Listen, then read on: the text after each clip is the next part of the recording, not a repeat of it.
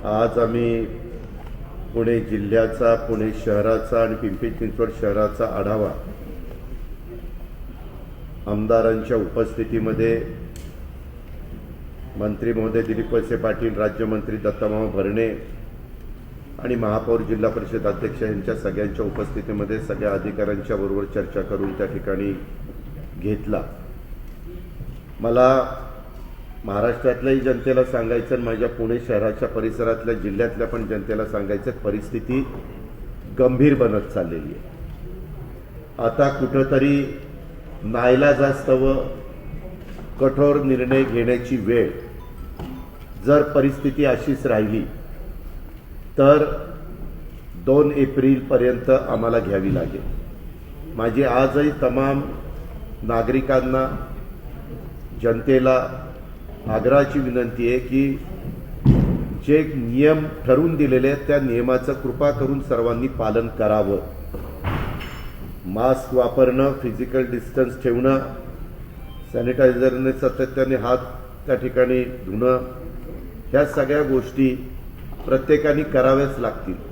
आजही काही भागामध्ये पहिल्यांदा कोरोनाची लाट आली होती त्यावेळेस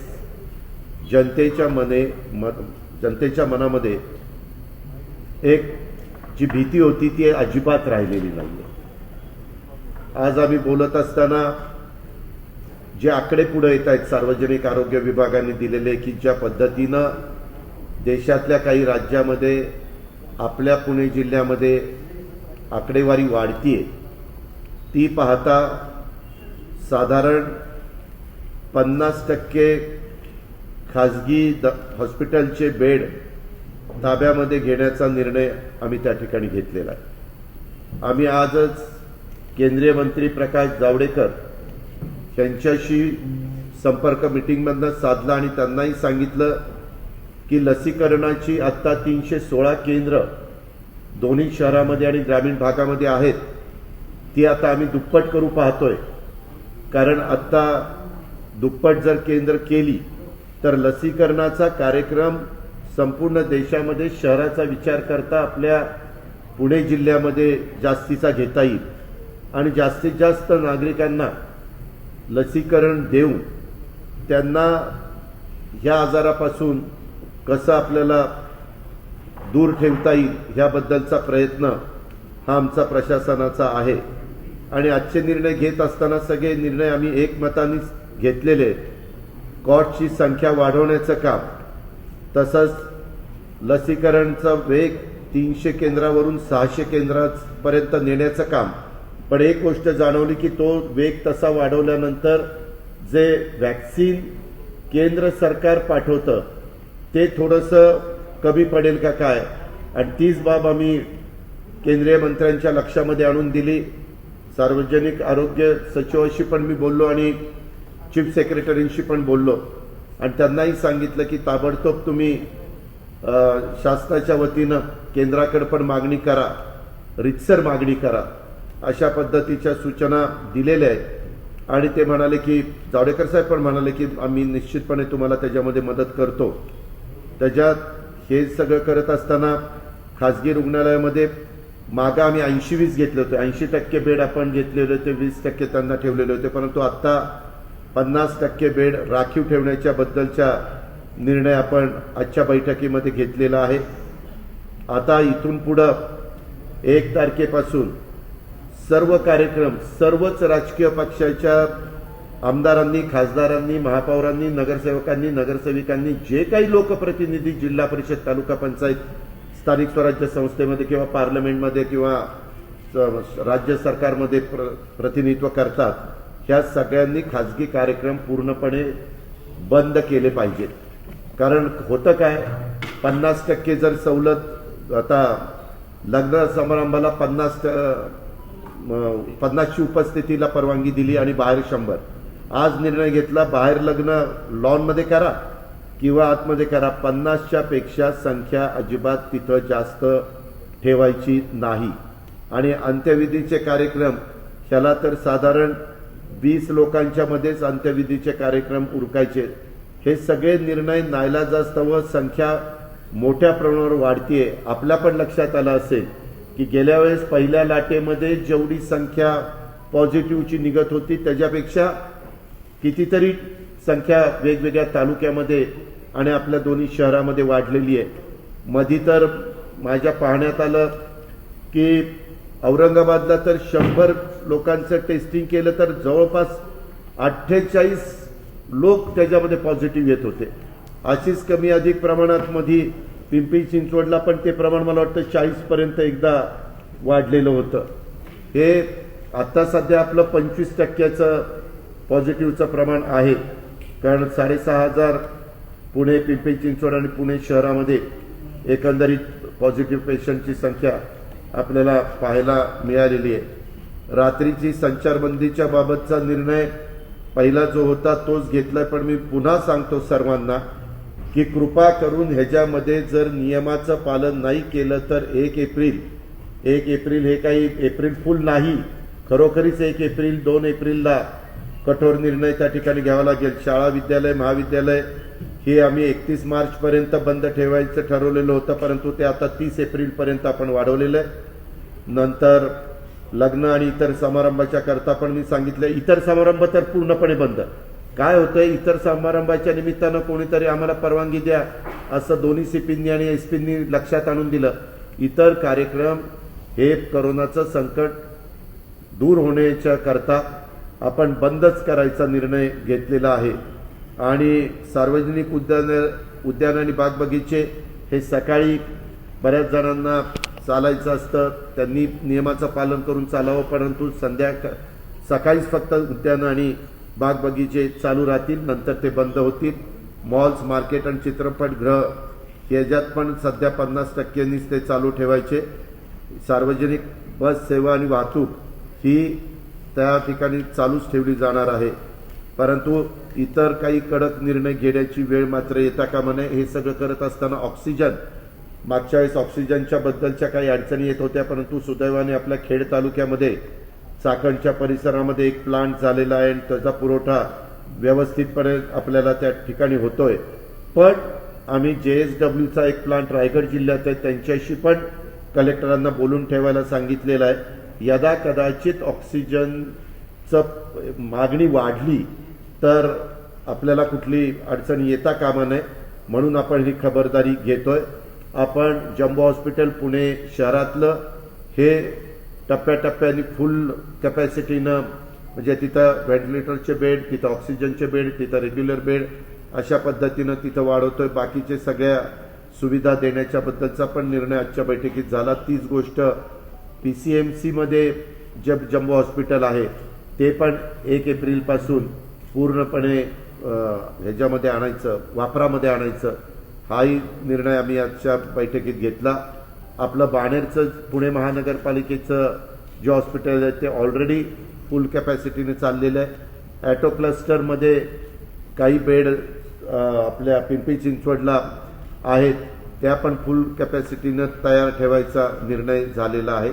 अशा प्रकारे बेडची कुठंतरी ससूनचं 300 बेडपर्यंत आहे ते 500 बेडपर्यंत करायचा निर्णय झाला आहे.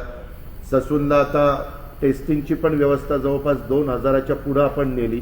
मागच्या काळामध्ये ती व्यवस्था नव्हती, परंतु काही मशिनरी त्यांना पाहिजे होती 6 कोटी रुपयाची, ती पण त्यांना आपण दिली. आणि चोकलिंगमांनी सांगितलं की तिथं आता आमचं जी काही रिक्वायरमेंट होती ती आम्ही फुलफिल करण्याचं काम करतोय.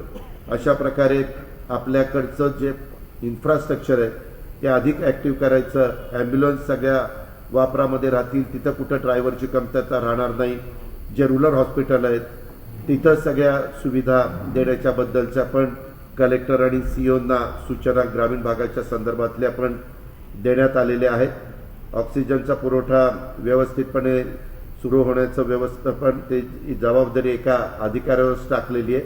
रोजच्या रोज त्यांनी सकाळी ऑक्सिजनची कितपत डिमांड आहे, संध्याकाळी किती आहे, येतोय किती, आणि त्यांना ॲम्ब्युलन्सला जी फॅसिलिटी आहे म्हणजे टोलला न थांबवणं, प्राधान्याने ऑक्सिजनचं गाडी त्या ठिकाणी सोडणं, त्या टँकरच्या प्रकारे तशा पद्धतीनं तोही निर्णय आजच्या बैठकीच्या निमित्तानं घेतलेला आहे.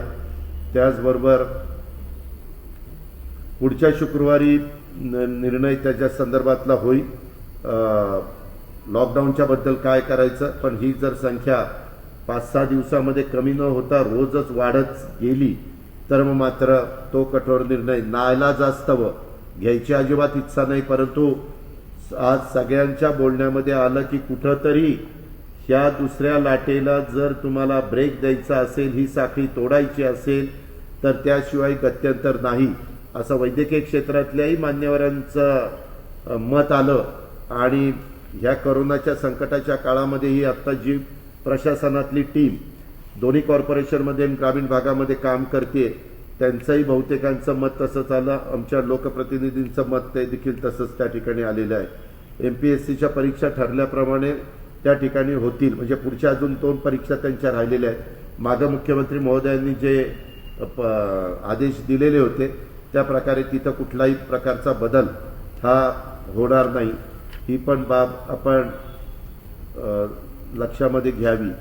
आणि आता NIV करता पण हे जे टेस्टिंग त्याही संदर्भामध्ये त्यांनी सांगितलं ह्याच्या आधीच्या काळामध्ये जवळपास तिथलं सगळं टेस्टिंग थांबलेलं होतं, पण आता ते म्हणालेत की टप्प्याटप्प्याने आम्ही तिथलं पण टेस्टिंग त्या ठिकाणी वाढवतोय.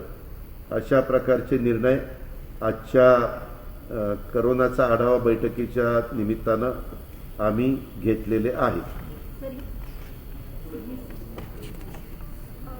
एप्रिलपर्यंत शाळा बंद आहे, पण 10वी-12वीच्या परीक्षा त्यांना आपण सूट दिली. ज्या परीक्षा SSC बोर्डाच्या वगैरे होतील 10वीच्या आणि 12वीच्या त्या ठरल्याप्रमाणेच होतील.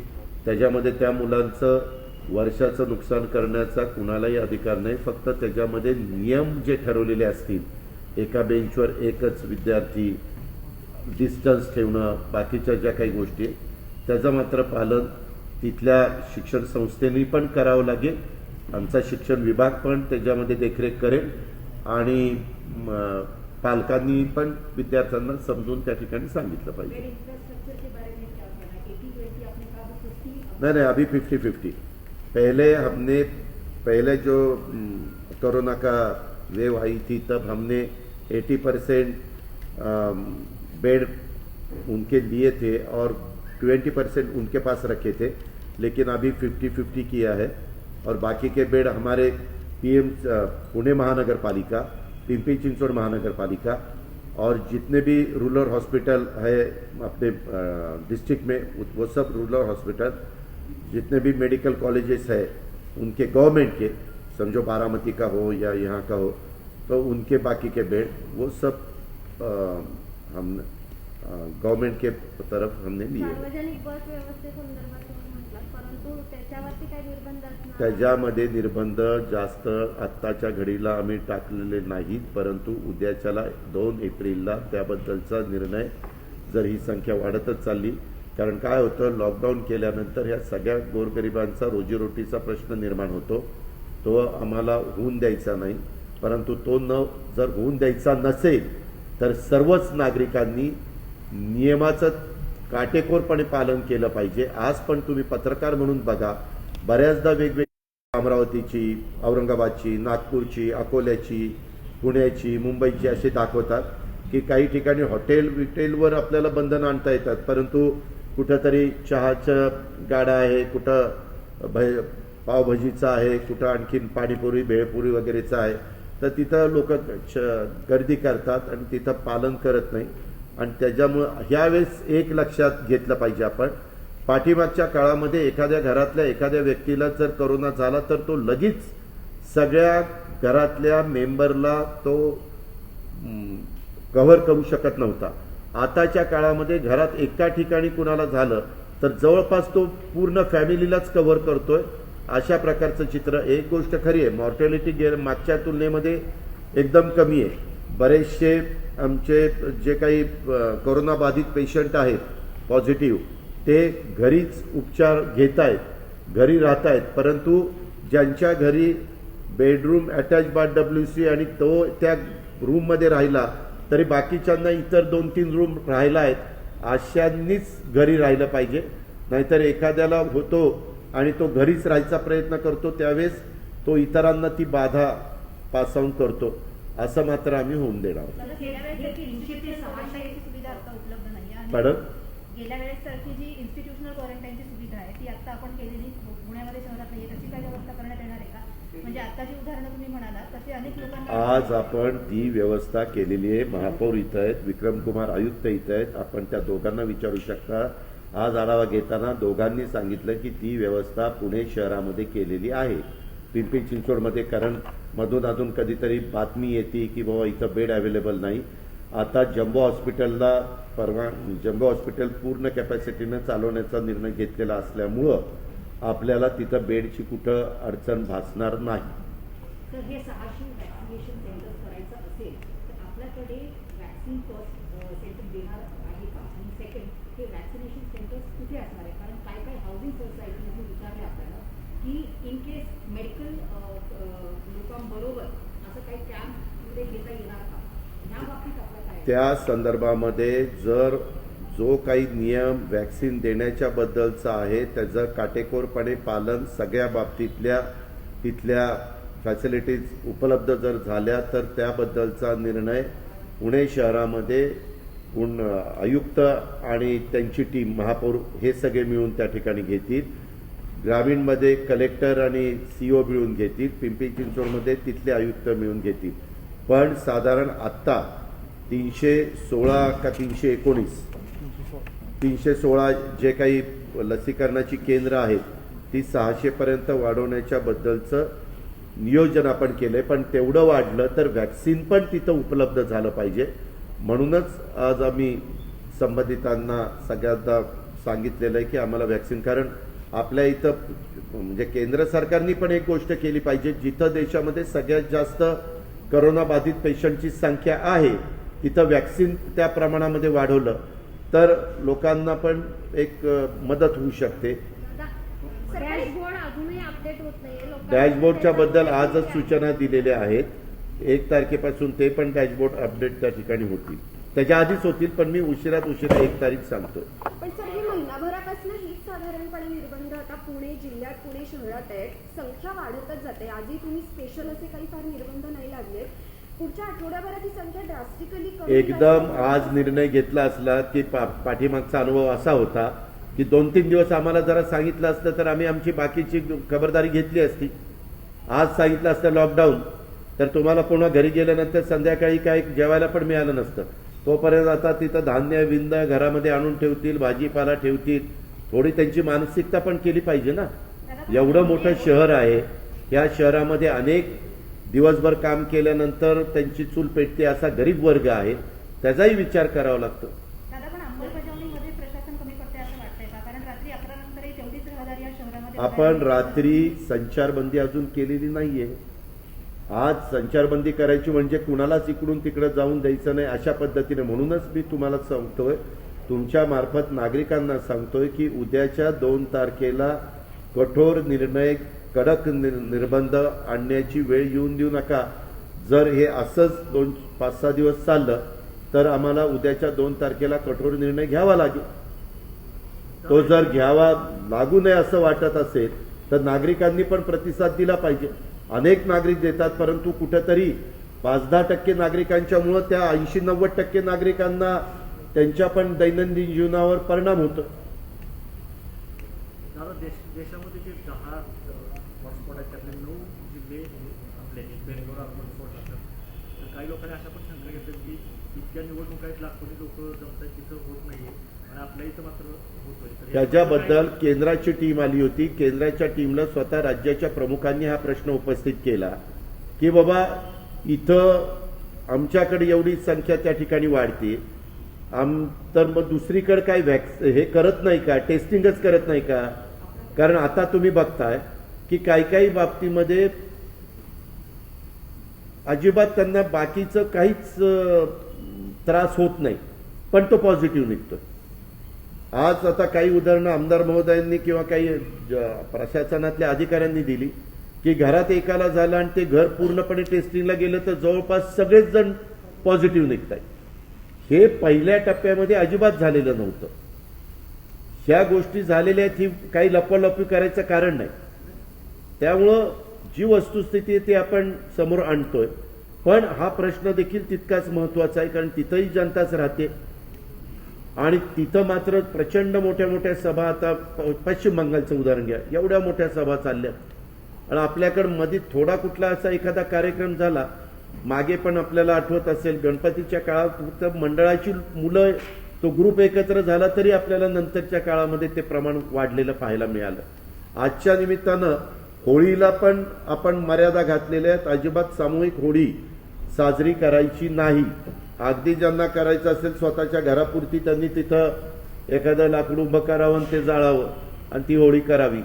हे पण आव्हान मी सरकारच्या वतीनं नागरिकांना जनतेला करू इच्छितो. आपण हॉटेल रेस्टॉरंट हा? हॉटेल आणि रेस्टॉरंटच्या बाबतीत आपण काही नवीन- हॉटेलच्या बाबतीमध्ये अजून मागच्या वेळेसचाच निर्णय ठेवलेला आहे की त्या हॉटेलमध्ये 50%च उपस्थिती असावी आणि हे जे जास्त करून त्यांनी हॉटेलमध्ये न जाता जेवण घरी मागवावं. पण ह्याच्यामध्ये आज तो निर्णय घेऊन पण काही बदल जर झाला नाही तर पुढच्या निर्णयामध्ये आम्हाला हॉटेल देखील बंद करावी लागतील. फक्त ती जर त्यांनी कुणी ऑर्डर केलेली असेल तर डिलिव्हरी ते देऊ शकतील असा निर्णय पुढच्या वेळेस घ्यावा लागेल. मॉलमध्ये 50%. केंद्रीय पथकाने कारण नाही का सांगितलं की जिथं निवडणूक आहे तिथं का नोंदणी होत नाही आपल्याकडे का होत? त्यांनी एक कारण सांगितलं पण ते आम्हाला पटत नाहीये. त्यांचं म्हणणं की पाठीमागच्या काळामध्ये देखील ज्यावेळेस असे वेगवेगळ्या प्रकारचे आजार आणि साथी आले होते, साथीचे रोग आले होते, त्यावेळेस जर तुम्ही बघितलं तर ते म्हणले असं तुम्ही केरळपासून सरळ इकडं वर आला तर साधारण गुजरात असेल, राजस्थान असेल, मध्य प्रदेश असेल, महाराष्ट्र असेल, असं ते खाली तामिळनाडू, केरळ अशा पट्ट्यात जातं असं एका अधिकाऱ्याने सांगितलं. पण ते काय आपल्याला पटलं. तो म्हणतो अशी ती सरळ रेष आणि इकडच्या बाजूला होतं. आता पण एक आहे त्या पट्ट्यात जे जे स्टेट आहेत, केरळला दिसतंय, तामिळनाडूला दिसतंय, महाराष्ट्राला दिसतंय, असं ते पण ते कितपत आता 21व्या शतक आहे, एवढं जग सायन्स पुढे गेलेलं आहे. त्याच्यामध्ये मायासारख्याने असं काहीतरी उदाहरण दिलं म्हणजे ते सोशल मीडियामध्ये जे जोडतील मला, त्याच्यावर ते काही खरं नाही. एखादी सुचवलं पण माझा त्याच्यावर विश्वास नाही. तर एक असं थिअरी आहे की टेस्टिंग आपल्या स्टेटमध्ये सर्वात जास्त होतं विजावी अदर स्टेट. तर असं पण म्हणता येणार की बाकी गुजरात, बिहार, बाकी टेस्टिंग कमी होतात असं आपल्याला असं काही नाही ते टेस्टिंग ज्यावेळेस पॉझिटिव्हची संख्या वाढती त्यावेळेस टेस्टिंग वाढवणं हे सगळेच ह्याच्यातले तज्ज्ञ लोक सांगतात. परराज्यामध्ये परदेशामध्ये देखील तेच चाललेलं आहे. Private laboratories VS government laboratories म्हणजे प्रायव्हेटमध्ये जास्त पॉझिटिव्हिटी रेट येतात. या बाबतीत काही म्हणजे दखल त्याच्या संदर्भात आज चर्चा झाली. आज आम्हाला सांगितलं एका ठिकाणी 100चं टेस्टिंग झालं आणि 98 पॉझिटिव्ह निघाले. 98 म्हणजे त्याबद्दल जरा शहानिशा करण्याच्या सूचना दिलेल्या आहेत. म्हणजे ऑडिट करायला. महाराष्ट्रातच फक्त कोरोना वाढतोय कारण की असं बोललं जातं की फक्त पॉलिटिकल सुद्धा सगळा हा गणिताचा खेळ असतो. हे का आपल्या इथं ठीक आहे, राजकारणाच्या ठिकाणी राजकारण लोक करतात, परंतु अशा संकटाच्या काळामध्ये इतक्या खालच्या पातळीवरचं कुणीच करणार नाही. हे एक वेगळी महामारी आलेली आहे, जगावर संकट आलेलं आहे. आता आम्ही चायनाच्या परिसरामध्ये ज्या शहरामध्ये पहिल्यांदा हा आजार आलेला होता तिथे दुसरी लाट कशी आली, काय आली हेही पाहिलंय, ह्याची माहिती घेतली. किंवा ब्रिटनमध्ये तुम्ही घ्या, अमेरिकेमध्ये घ्या, ब्राझीलमध्ये घ्या, अशी काही देश आहेत तिथेही मोठ्या प्रमाणावर आपल्याला ही संख्या पाहायला मिळते. परंतु ठीक आहे, ते त्यांना लखला. आपण आपल्या देशातल्या आणि जिथं मोठ्या प्रमाणावर पॉझिटिव्हची संख्या दिसते तिथं वॅक्सिन मोठ्या प्रमाणावर करणं. मागं तर पहिल्या टप्प्यामध्ये आपल्याकडे वॅक्सिन पण नव्हतं. सुदैवाने आता आपल्याकडे वॅक्सिन आलेलं, वॅक्सिनची उपलब्धता आहे. आता पंतप्रधानांनी पण 45 वयापर्यंत वॅक्सिन सगळ्यांना द्यायला सांगितलेलं. जे 45च्या वरचे पत्रकार मित्र आहेत, इलेक्ट्रॉनिक प्रिंट, त्यांनी पण करून घ्या आता लवकर वॅक्सिन. आम्ही पण सगळे करून घेतोय. काहींनी आमच्यातल्यांनी सगळ्यांनी केलेलं नाही, मी केलेलं आहे. काय झालं सर मागच्या वेळेस तुम्ही म्हणालात मी फोटो करता अगदी वॅक्सिन ते तसले मला नौटंकी आवडत नाही. नाही, बाकीचे त्यांचा फोटो वॅक्सिन केलेला दिसल्यावर इतर वॅक्सिन करतात म्हणून ते दाखवतात. तुम्ही घेतली मी वॅक्सिन जर घेतलं आणि ते फोटो दाखवला तर घेणारे घेणार नाहीत म्हणून मी फोटो अठराच्या वर सगळ्यांना पुण्यामध्ये आपण व्हॅक्सिनसाठी केंद्र सरकारला विचारणार आहोत. काय? मागच्या कोविड रिव्ह्यू मीटिंग मध्ये आपण म्हणालेलात की सगळ्यांचं एकमत झालंय की 18 वयाच्या वर नाही पुण्यामध्ये नाही सर्वांना ऐका त्यावेळेस पहिल्यांदा 45च्या बद्दल परवाच्या कॅबिनेटमध्ये आम्ही मुख्यमंत्र्यांना अशी विनंती केली की देशाचे पंतप्रधान ज्यावेळेस व्हिडिओ कॉन्फरन्सिंगच्या द्यावेळे राज्यातल्या सगळ्या मुख्यमंत्र्यांना पाचारण करतील त्यावेळेस आपण आता जे 45 त्यांना विनंती केली ती आता 25 करा. कारण या लॉटमध्ये ह्या दुसऱ्या वेव्हमध्ये ह्या कॉलेज जीवनातल्या मुलामुलींना पण मोठ्या प्रमाणावर कोरोना झालेला लक्षात येतोय. पहिल्या वेव्हमध्ये तसं दिसत नव्हतं. पहिल्या वेव्हमध्ये असं साधारण 40, 45, 50च्या पुढच्यांनाच दिसायचं. काही ठराविक अगदी हाताच्या बोटावर मोजण्या इतके काही केसेस निघाल्या नाही असं नाही, पण आता तसं काही दिसत नाही. तो सगळ्यांनाच बाधित करून जातो. आता मुंबईमध्ये कोविड हॉस्पिटल आग लागून 10 लोक कधी हॉलमध्ये सुरू केला होता माहीत पण नाही त्याला परमिशन होती किंवा नाही. काल सोलापूरमध्ये ऑक्सिजन सिलेंडरचा स्फोट झाला, तिथं रुग्ण आजच मी आमच्या मीटिंगमध्ये कलेक्टर सहित दोन्ही आयुक्तांनी सगळ्यांना सांगितलं की ह्या संदर्भातल्या अशा कुठल्याही घटना घडू नये. हे महाराष्ट्रात सगळ्यांनीच त्याचं हे केलं पाहिजे, बंधन पाळलं पाहिजे. आपण पण ऑक्सिजन कुठं लीक होत नाही ना, बाकीच्या सगळ्या गोष्टी थोडंसं सिन्सिअरली ह्या सगळ्या बाबी तपासून पहा अशा प्रकारच्या सूचना दिल्यात. मधल्या काळामध्ये अर्थसंकल्प सादर करत असताना त्यावेळेस हे जे काही हॉस्पिटल आहेत वगैरे त्याचं ऑडिट पण करून घेण्याच्या बद्दलचे फंड्स यंदाच्या अर्थसंकल्पामध्ये आपण दिलेले. ज्यांना तोपर्यंत थांबायचं नसेल तर त्यांनी तिथल्या DPCच्या कलेक्टरांना आणि पालकमंत्र्यांना बोलून सार्वजनिक जे हॉस्पिटल्स आहेत तिथं सार्वजनिक मोठ्या प्रमाणावर नागरिक ये जा करतात तिथं तो DPCचा निधी खर्च करा, परंतु तिथं विलंब लावू नका अशा प्रकारच्या सूचना ह्या दिलेल्या आहेत.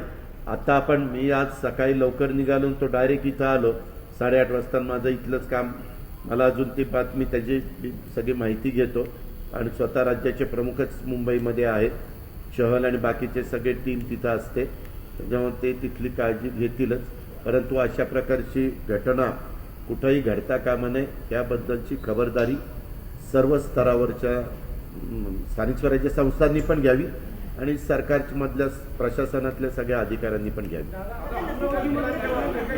अधिकाऱ्यांनी गोळी घालून आत्महत्या केली, लेडीज अधिकारी होती, त्या संदर्भात काही वरिष्ठाच्या जाताना कांतावतीने गोळ्या घालून आत्महत्या. कसं आहे माहिती का, एक बातमी आल्यानंतर त्याची नक्की शहानिशा करून संपूर्ण जोपर्यंत माहिती मी त्या ठिकाणी घेत नाही तोपर्यंत त्याच्याबद्दलचं बोलणं उचित दिसत नाही.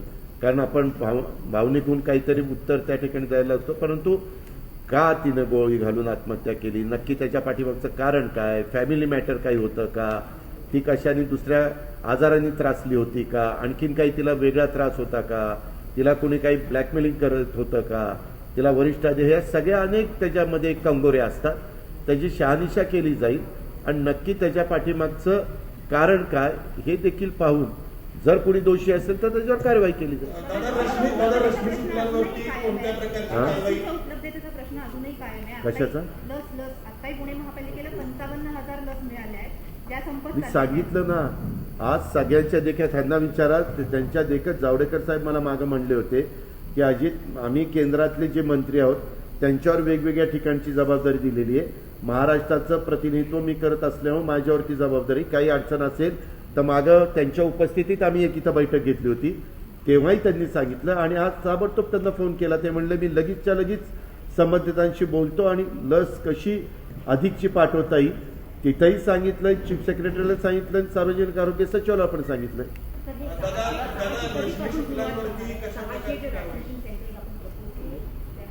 आम्हाला साधारण एप्रिलच्या पहिल्या आठवड्यापासूनच ती सुरुवात करायची. आम्हाला हे ज्या पद्धतीनं ह्यावेळेसचा आलेख एकदम असा सरळ चढत चाललेला आहे, हे सगळं गेल्या 8-10 दिवसातलं सगळे आम्ही पाहणी केली किंवा आता प्रेझेंटेशन जे आम्ही सगळ्यांनी पाहिलं ते बघता ह्याची गरज तितकीच तातडीची आहे हे आमच्या सगळ्यांच्या लक्षात आलं आणि म्हणून आम्ही न थांबता मीटिंग चालू असतानाच हे सगळ्यांना फोन केले आणि ही बाब लक्षात आणून दिली. उद्धव ठाकरे असं म्हणाले की चूक झाली, अधिकारी जे आहेत त्यांना ओळखू शकलो नाही, बदललं नाही वगैरे. पण तुमच्या लोक होते जे आता प्रकरण बाहेर येत आहेत रश्मी शुक्ला किंवा त्याच्या बाबतीमध्ये मुख्यमंत्री असं म्हणाले की चूक झाली, अधिकाऱ्यांना ओळखू शकलो नाही. पण तुम्ही एवढे इतके वर्ष प्रशासन कसं असेल त्यामुळे कसं काय आहे? ज्यावेळेस राज्याचे प्रमुख एखाद्या गोष्टीच्या बद्दल वक्तव्य करतात ते वक्तव्य राज्याचे प्रमुख म्हणून झालेलं असतं. आम्ही त्यांच्या हाताखाली आज काम करतो. पुन्हा त्याच्यामध्ये काहीतरी मी म्हणायचं मुख्यमंत्र्यांचं वक्तव्य असं, अजित पवारांचं तसं, कशाला ब्रेकिंग न्यूज पाहिजे? जे काही त्यांचं मत आहे त्याला माझा पाठिंबा. राज्यामध्ये सध्या एक दृश्य आहे किंवा गृह खात्यामधला जो काही प्रकार सगळ्या समोर येतोय त्याच्यातनं सरकार किंवा गृह खात्याची प्रतिमा रांगाली गेली किंवा काल ह्या प्रशासनातले मुख्य सचिव सीताराम कुंटे साहेबांनी दिलेला अहवाल हा आज बहुतेक सगळीकडे पब्लिश झालेला दिसतोय आणि तो अहवाल पाहिल्यानंतर ती व्यक्ती आपल्या इथं पण ॲडिशनल कलेक्टर म्हणून त्यांनी काम केलेलं तुम्हाला आठवत असेल पूर्वी, एकदम चांगला अधिकारी म्हणून त्यांची ओळख आहे. ते त्यांच्या मेरिटवर आज चीफ सेक्रेटरीपर्यंत पोहोचले. ज्यावेळेस ते अतिरिक्त मुख्य सचिव होम होते आणि तेच आता चीफ सेक्रेटरी झाले, त्याच्यावर जे काही आरोप केले गेले त्या संदर्भामध्ये मुख्यमंत्र्यांनी त्यांना स्वतः सांगितलेलं होतं की मला तुमचा अहवाल पाहिजे. तो अहवाल इतका विस्तृतपणे त्यांनी दिलेला आहे. तो जर आपण पत्रकार या नात्याने किंवा कुणी नागरिक म्हणून वाचला तर ह्याच्यामधली वस्तुस्थिती आपल्या सगळ्यांच्या समोर येईल. आम्ही प्रशासनामध्ये आज सरकारमध्ये काम करत असल्यामुळं एखाद्या व्यक्तीला समोरच्या विरोधकांना कुठलाही माहिती मिळाली की त्याच्याबद्दलचा आरोप करता येतो, परंतु त्या आरोपाच्या संदर्भातली शहानिशा केल्याशिवाय आम्हाला त्याच्यातलं उत्तर देता येत नाही.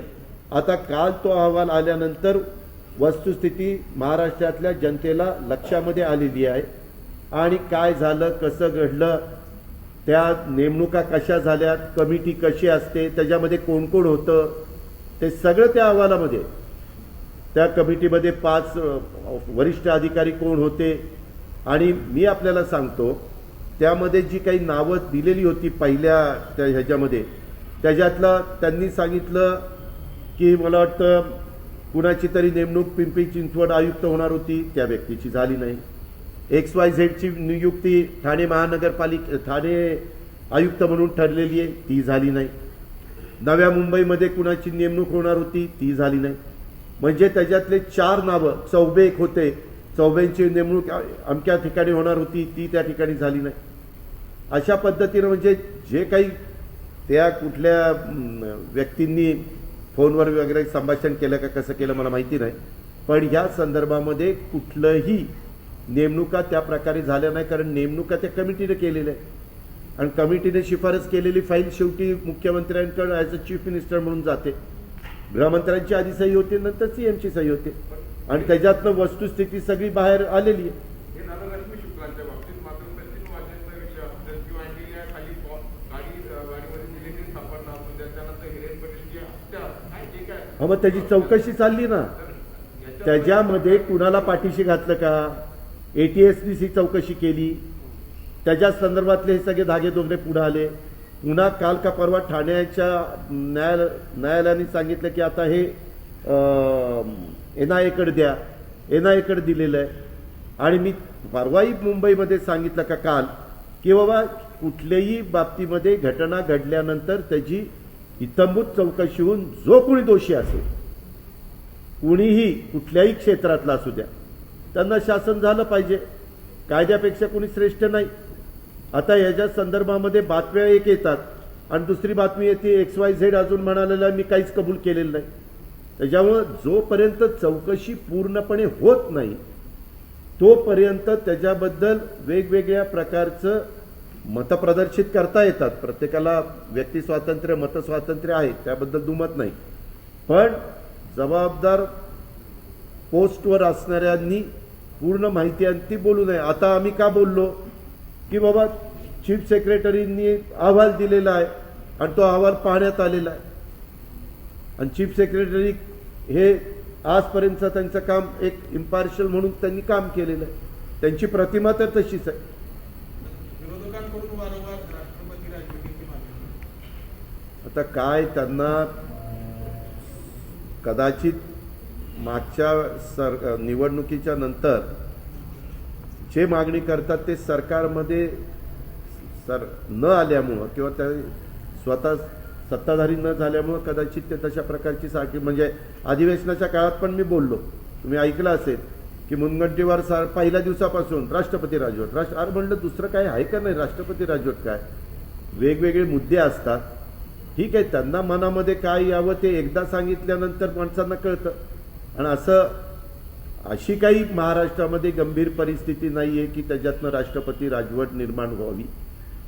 आज बहुमत आहे महाविकास आघाडीला, 145चा आकडा असतो त्याच्यावर 165 आमदारांचा पाठिंबा आहे आणि आज प्रशासन काम करतंय, सगळ्या गोष्टी चाललेल्या आहेत. आणि ह्या ज्या काही घटना घडल्या त्याच्यामध्ये जे कोणी दोषी असतील त्याच्यातले काही लोक मिळालेले आहेत, परंतु ते धागेदोरे कुणापर्यंत पोचतायत ह्याचा आता NIA हे केंद्राच्या अखत्यारीमधली संस्था आहे, त्याच्यावर तेच आता तपास करतायत. सीताराम कुंडेंचा अहवाल काल जो आला तो बऱ्यापैकी लोकांनी बघितला, परंतु रश्मी शुक्ला यांच्यावरती काही कारवाईचा निर्णय झालाय का सरकारचा? मी सकाळी इकडे आलेलो आहे, त्याच्या संदर्भातला निर्णय मला अहवाल CM साहेबांनी जेव्हा पाहिला आणि तुम्ही ते सगळे हे झाला पाहायला मिळाला तेव्हाच मी पाहिलेला आहे. माझं काही मुख्यमंत्र्यांशी ह्या विषयावर काही बोलणं झालेलं नाही आहे. शेवटी राज्याचे प्रमुख म्हणून ते निर्णय घेतात. मात्र आम्ही मध्ये CM साहेबांना सांगितलं की CM साहेब आत्ताची जी काही राजकीय परिस्थिती निर्माण झालेली आहे त्यामध्ये बाळासाहेब थोरात, नानासाहेब पटोले, अजित पवार, छगन भुजबळ, आमचे जयंत पाटील, आम्ही सगळे CM साहेबांना भेटलो. आम्ही सगळेजण महाविकास आघाडीचे सहकारी तुमच्याबरोबर आहोत अशा पद्धतीने आम्ही त्यांना सांगितलं. दादा, UPAचं नेतृत्व शरद पवारांनी करावं अशा पद्धतीची मागणी संजय राऊतांनी मी मागे कालच, अजून तुझ्या वाचनात कसं आलं नाही कोणास ठाऊक, कालच सांगितलं अजित पवार महाराष्ट्राच्या प्रश्नाची उत्तर देतो, केंद्राच्या प्रश्नाची उत्तरं देत नाही. तो 6 महिन्यातच केंद्रातनं परत आला 91 साली खासदार होऊन आणि तेव्हापासून आपलं तिथले संबंध इतके काही म्हणजे जास्त माहिती नाही आहे. आपण जिथं काम करतो त्याच्याबद्दल बोलावं. त्या संदर्भामध्ये जास्त अधिकार वाढलेलं राष्ट्रवादीचे नेते पवारसाहेब, प्रफुल्ल पटेल, सुप्रिया सुळे हे सगळे सांगतील. मी त्यांना सांगतो की हा आमच्या काही पत्रकार मित्रांच्या मनामध्ये प्रश्न निर्माण झालेला आहे, त्याचं जर आपण वर्ण स्टेटमेंट केलं तर खूप बरं होईल, म्हणजे मला सारखे सारखे प्रश्न विचारले जाणार नाही. दादा, इकडे ते खासगी हॉस्पिटलच्या बिलांवरती कॅपिंगचा काय विचार आहे? कारण गेल्या वेळी आहे ह्याच्या संदर्भामध्ये कुठल्याही परिस्थितीमध्ये असं चालणार नाही. मागं सगळंच हे नवीन आव्हान होतं, नवीन संकट होतं, नवीन आजार होता. आता ह्या गेल्या वर्षभराच्या काळामध्ये त्याच्यामध्ये आलेले अनुभव लक्षात घेता, त्याच्यातल्या जाणवलेल्या त्रुटी लक्षामध्ये घेता आता पुन्हा सुरू करत असताना महापौर विक्रम कुमार आम्ही सगळ्यांनी ज्यावेळेस चर्चा केली त्यावेळेस त्या सगळ्या गोष्टी कशा आपल्याला बाजूला ठेवून नागरिकांना उत्तम प्रकारची सेवा देता येईल याबद्दलची खबरदारी आम्ही सगळेजण घेतो. Thank you very much.